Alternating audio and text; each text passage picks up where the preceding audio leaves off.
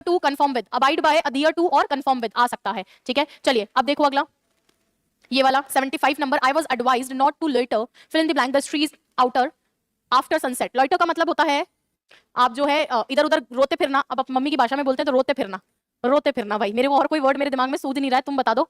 मतलब ऐसे ही गेड़ी मारते रहते हैं इधर उधर, बॉयज जनरली जो करते हैं उनके लिए बात कर रही हूँ मैं, लड़के नाराज हो जाएंगे, मैक्सिमम तो लड़के ही पढ़ रहे हैं। चलिए आंसर बताओ, जल्दी से आंसर बताओ भाई। हाँ सभी बच्चे, देखो मैंने आपको लॉइटर का मतलब बता ही दिया है, आप तो आंसर कर दो।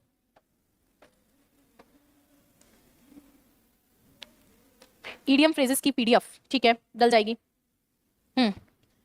लॉइटर फॉर नहीं, लॉइटर विद नहीं, टू नहीं, अबाउट। अबाउट का मतलब होता है आजू बाजू, इर्द गिर्द, इर्द गिर्द। गलियों में इधर उधर घूमते रहते हो, रोते फिरते रहते हो, ऐसे मत किया करो। टू नहीं, टू तो टैक्सी है, पहुंचाने का काम करती है। विद का मतलब के साथ या टूल होता है। फॉर का मतलब के लिए, आप चाहे तो रिजेक्शन से भी कर सकते थे, बट फिर भी बता देती हूँ, लॉइटर अबाउट होता है इधर उधर, इर्द गिर्द के लिए, कि इर्द गिर्द इधर उधर जो है गेड़ी मारने के लिए आता है। मम्मी बोलती है ना रोता फिरता रहता है, कुछ नहीं करता, तो सबको प्रूव कर दो कि आप कुछ कर सकते हो।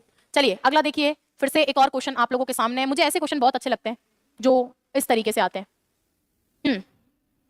हाँ सिंगर मुकेश कह रहे हैं मैम अबाउट का मतलब के बारे में भी होता है ना, बिल्कुल सही है। अबाउट का मतलब सर के बारे में भी होता है, अबाउट का मतलब लगभग भी होता है, अबाउट का मतलब ही भी होता है, इर्द गिर्द भी होता है। तो ये थोड़ा सा ध्यान रखेंगे, सारे ही होते हैं अबाउट के तो मतलब। हाँ क्वेश्चन वापस फिर से। नेक्स्ट, तीनों चारों सारे बता दिए मैंने, तो अबाउट के बुक में भी लिख रखे हैं। आंसर करेंगे, सीईटी का है, मुनिच इज अ लार्ज सिटी। अरे एक से भी आंसर निकल जाए तो कर लेना भाइयों, एक से भी आंसर निकल जाए तो कर लेना। इंग्लिश हार्ड क्यों लगती है, कैसे कवर करें? नरेंद्र ये कैसा सवाल है कि इंग्लिश हार्ड लगती है कैसे कवर करें? देखो इंग्लिश एनवायरनमेंट से आती, बहुत सिंपल वर्ड्स में बता रही हूँ मैं। इस संस्थान में जो कि वीआईपीएम इंग्लिश को डेडिकेटेड संस्थान है, इस संस्थान में 2017 से हूँ। अब तुम देख लो 17 से लेकर 2025 चल रहा है, तो मुझे पूरा एनवायरनमेंट इंग्लिश का मिला है। तो कई साल इस संस्थान में दिए हैं, इस चीज सब्जेक्ट को कई साल दिए हैं, तो आदमी का एक्सपीरियंशियल लर्निंग होता है, एक्सपीरियंस से सीखता है, एनवायरनमेंट से सीखता है। तो आप लोगों को एनवायरनमेंट नहीं है, इसीलिए मैं चाह रही हूँ कि एग्जाम जितना तो पढ़ लो, कम से कम एग्जाम जितना तो पढ़ लो। चलो बताओ। हाँ मुने